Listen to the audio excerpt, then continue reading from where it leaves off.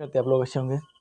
इस वीडियो में आपको बताने वाला हूँ वर्ग 10th का जो जो विद्यार्थी स्टूडेंट मैथिली रखते हैं उसके लिए जो है हिंदी 8वां का पढ़ना पड़ता है, और जो संस्कृत रखते हैं वो गोधूली पढ़ते हैं। तो जो विद्यार्थी मैथिली रखे हैं उसके लिए ये हिंदी जो है 8वां वर्ग का पढ़ा जाता है, जिसमें ईदगाह से भर भर के पूछे जाते हैं। और इसको जो हम पढ़ाएंगे इस तरीक़ा से आपको पढ़ाएंगे कि इसमें से कोई दिक्कत नहीं होगा। सिर्फ आप इस वीडियो को अच्छा से देखते रहिएगा और अच्छा लगे तो लाइक एंड सब्सक्राइब कर दीजिएगा और देखते रहिए, कोई दिक्कत नहीं होने देंगे, इतना तो विश्वास है और इतना विश्वास आपको भी करना पड़ेगा। तो देखते हैं गौर से। ईदगाह कहानी जो है एक मुस्लिम का जो बच्चा रहता है उस पर आधारित है। ईदगाह का मेला लगता है, मेला में क्या क्या होता है उसके बारे में कहता है। सभी बच्चा मिठाइयाँ खाता है, लेकिन हामिद जो लड़का रहता है वो मिठाई नहीं खाता है। और कारण यह है कि उसकी दादी जो रहती है अमीना, वो अमीना के जो है रोटी सेकते समय उसका हाथ जल जाता है।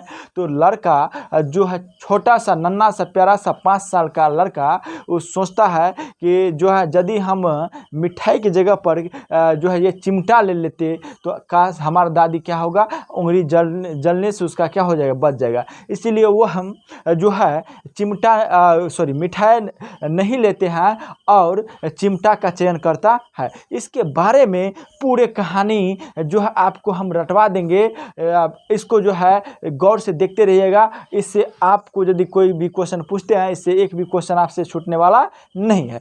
तो देखते हैं, ईदगाह कहानी है, ठीक है। तो यहाँ पे ये भी पूछ देगा ईदगाह जो है कौन सा विधा है, तो विधा हो जाएगा आपका कहानी।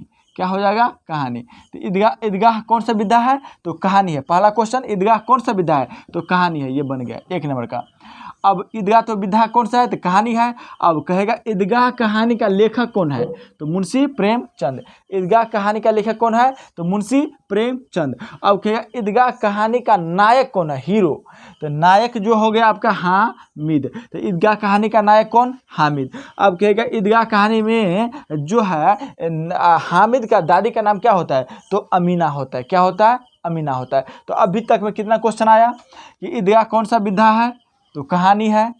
ईदगाह जो है क्या है, कहानी है। ईदगाह कहानी का लेखक कौन है, तो मुंशी प्रेमचंद, मुंशी प्रेमचंद।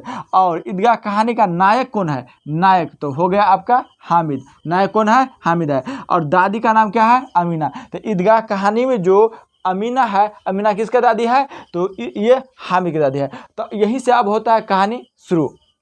यह ईदगाह कहानी एक मनोवैज्ञानिक माने बाल मनो पर आधारित है, बाल मनोविज्ञान पर आधारित है, बच्चे की मन पर आधारित है। और जब एक मार्मिक बाल परिस्थिति को एक मार्मिक ढंग से व्यंग करता है, तो ईदगाह कहानी बहुत अच्छा कहानी है।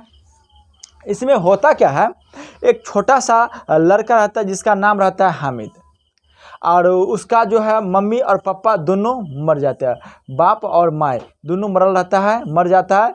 होता क्या है, उसका पापा जो मरता है वो हैजे के कारण मरता है, और उसकी माँ जो है पीली पीली होकर मर जाती है, माँ जॉन्डिस हो जाता है। तो यहाँ पे क्वेश्चन ये पूछता है कि हामिद का बाप कैसे मरा, तो हैजा के कारण मरा। उसकी माँ कैसे मरा, तो इसका जो है माँ मरा था पीली होते होते जॉन्डिस के कारण, ठीक है। अब हामिद रहते किसके पास है, तो अपनी दादी के पास रहता है हामिद। अब कहेगा कि जब ईदगाह आते हैं तो मेला होता है, तो मेला होता है तो बच्चे सब बहुत खुश होते हैं, बहुत खुश होते हैं। लेकिन बेचारा अभागा और हामिद के पास एक ही पैसा नहीं रहता है, और बल्कि उसका दादी जो होता है उसे 3 पैसा देते हैं। यहाँ पर मोहसिन आता है और महमूद आता है, तो मोहसिन के पास होता है 15 पैसा रहता है, और हामिद के पास महमूद के पास 12 पैसे होते हैं। यहाँ पर मोहसिन 9 लगा है तो 15 होगा, और 2 लगा है तो 12 होगा। तो महमूद के पास 12 पैसे और मोहसिन के पास 15 पैसे होते हैं, और बेचारा हामिद के पास 3 पैसे रहता है जो उसकी दादी दिया रहता है। इतना क्वेश्चन आपको याद हो गया। तो मोहसिन के पास कितना पैसे, 15 पैसे, महमूद के पास 12 पैसे, हामिद के पास 3 पैसे, और कोई दिक्कत नहीं। हामिद के पप्पा बाप कैसे मरा, तो हैजे के कारण, माँ पीली भी होती होती, इतना हो गया। अब कह रहा है आपसे क्वेश्चन कि आगे चल के कि सबको जो है ईद में सवैया चाहिए, सबको ईद में क्या चाहिए? सवैया चाहिए। और सवैया इस कहानी के अंतर्गत जो है सवैया किस किस को चाहिए? तो धोबिन को चाहिए, मेहतरानी को चाहिए, चूड़ीहारिन को चाहिए, इन सबको क्या चाहिए? सवैया चाहिए। अब इतना सबसे बड़ा ईद का दिन और अमीना रो रही है। कारण यह है कि सबसे बड़ा ईद का दिन है, अब हागिन अमीना रो रही है। अमीना के पास इसलिए रो रही है वो कि उसके पास जो है खाने के लिए कुछ भी नहीं, एक भी दाना नहीं है, इसीलिए वह रूस कर अपने कोठरी में जाकर रो रही है। और रूसे भी तो रूसे किससे? क्योंकि उसका बेटा ही मर गया है, बहू भी मर गया, और उसका पोता, एक पोता के लेकर रहता है वो। तो यही क्वेश्चन में कर रहा है कि अमीना क्यों रो रहा है? तो अमीना इसलिए रो रहा है कि इसलिए रो रहा है कि आज सबसे बड़ा ईद का दिन है और उसके घर में खाने के लिए एक भी दाना नहीं है, इसलिए अमीना रो रहा था। और यह कहानी आगे जाता है और यह कहानी आगे में यह कहता है कि सभी बच्चे एक साथ मेला देखने के लिए जाता है। तो जैसे लगता है हामिद के पैर में पर लगे। ये वीडियो थोड़ा लंबा बनेगा, 10 या 20 मिनट का हो जाएगा, कोई दिक्कत नहीं होना चाहिए, क्योंकि आपको जो है नंबर उठाना है तो नंबर इसी वीडियो से ही मिलने वाला है। तो आप गौर से देखिएगा तब होगा। अब वो लड़का जाता है, जैसे लगे उसके पैर में पर लग गया है और सबसे आगे चलता था।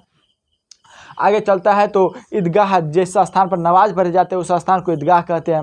जब नमाज जो पढ़ते थे तो एक साथ मूड़ी सीधे करने के लिए झुकाते थे, एक बार उठाते, जैसे लगते हैं हजारों बल्ब एक साथ बुता रहे हैं और एक साथ जल रहे हैं, जगनू की तरह लग रहे थे।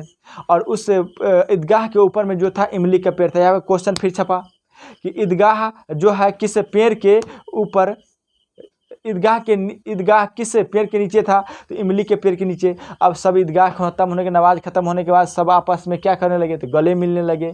सब आपस में क्या करने लगे? गले मिलने लगे। बच्चे मिठाइये की दुकान पर सबसे पहले धा बोलता है, इसके खिलौने लिए, अगर मैं बहुत अच्छे तरीके से लिए।